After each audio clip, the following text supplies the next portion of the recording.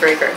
So it kind of changed my perspective toward a lot of things. But I wouldn't say it's the last straw. It's part of what motivates me, but it kind of just changed what I think. I become more sure of what I was going to do, so I just went for it. So for example, when I'm alone and then nobody is able to accompany to go on a trip with me, I just go, and then I love the experiences very much. So I would say, like, for the first time I watched the film, he definitely inspired me. And for the second time I watched the film, how he inspired me, I would say maybe I would just cherish more with the people that I love. And yeah, that's the second time how he inspires me. And also, I think a lot about what he said about seeking truth, and I'm still thinking about that. So that is one inspiration as well. It's just I'm still thinking about that.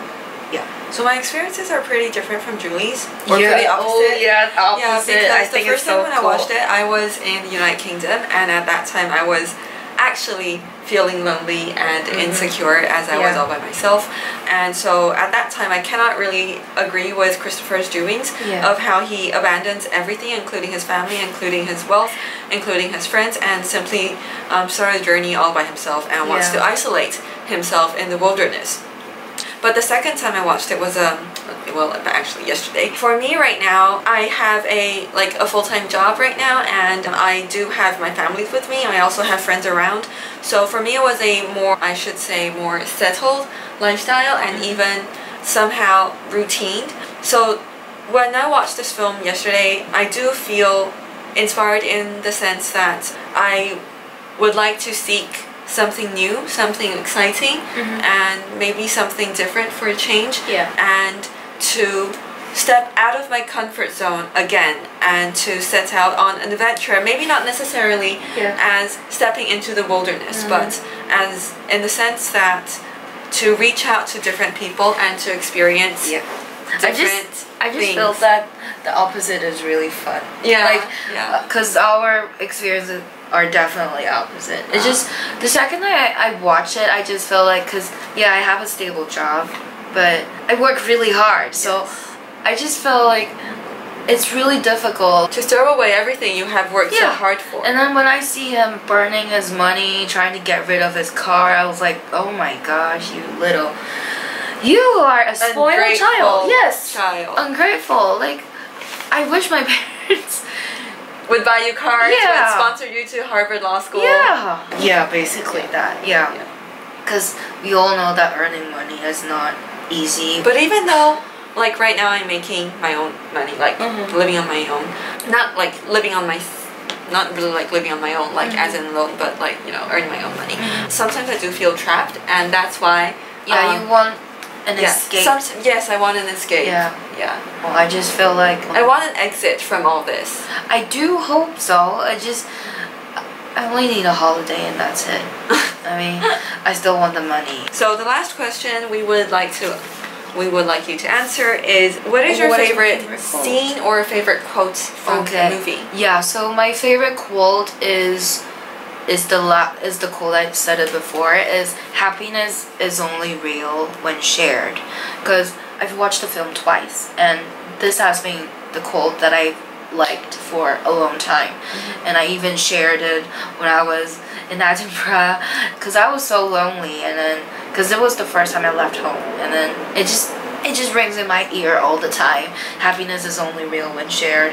When we were alone, like studying there, and sometimes we call each other, and then I just feel him so much when he said that quote, and I love that quote very much. And also about my favorite scene, I would say, like, due to two different watching experiences, I have two favorite different scenes at the time. So the first time, my favorite scene was in the beginning.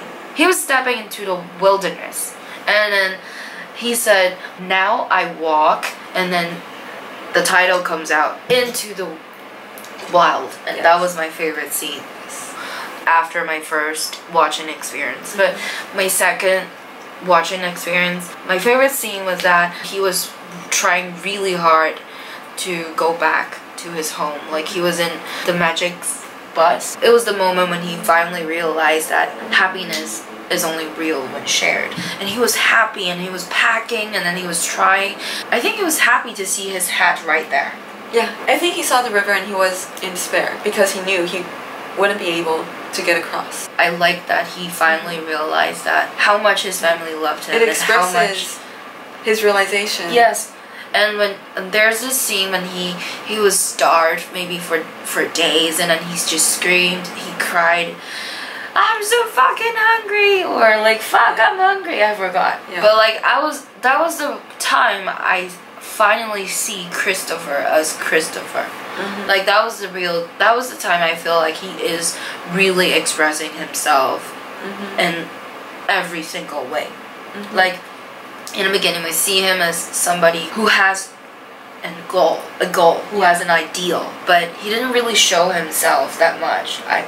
I don't know, that's what I feel. Like that's what I feel in the second watching the experience. Yeah, I sort of agree, I sort of understand, because when he was with his family, like his parents, he is trying to be the good student or a good son or the good brother that everyone else is expecting him to become. And while he was on his road trip, when he was with other people, it seems as if he is very protective of himself. Yeah, he never really got to his emotions that much. He never really told what other... I mean, he's still he's very fun, interesting, and probably loving, and he shares his thoughts and his concepts, but not really his emotions. But he doesn't really let people in. Yeah, right. Yeah, he's like sort of protective of himself. Yeah. Yeah, so there are two favorite scenes, or actually three favorite scenes, right? So the first one is from your first watching experience when the title scene comes out because of the, I don't know, because of the artistic and the calligraphy.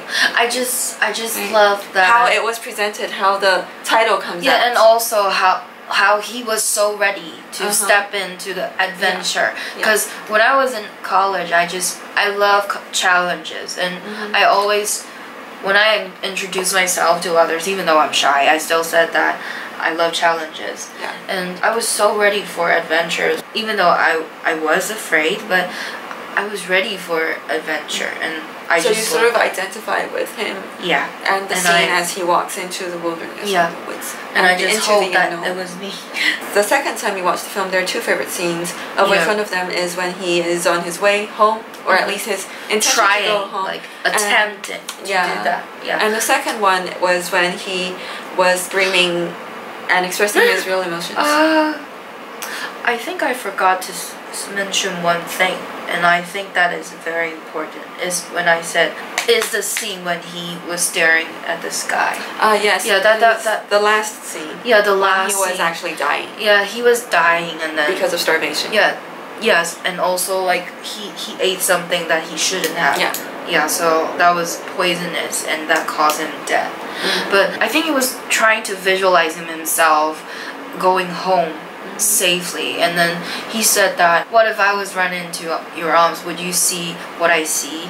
And then that was the scene I like very much, because it was then that I felt like he let all of the emotions out. He's trying to free himself. That was the time when he forgave his parents. At least that's what Ron was trying to tell him. You have to forgive so you can love.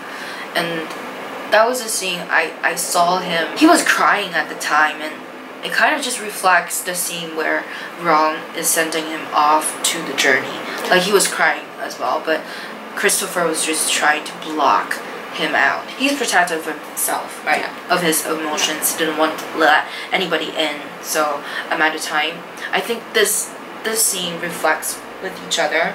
However, at the end, when he's dying and when he's taking his last breath, we see him not, like, those tears were not tears of despair. Those tears was actually just tears of joy. That's what I see it, because he was, and relief. Yeah, he was relieved by himself, because he was letting go of those emotions.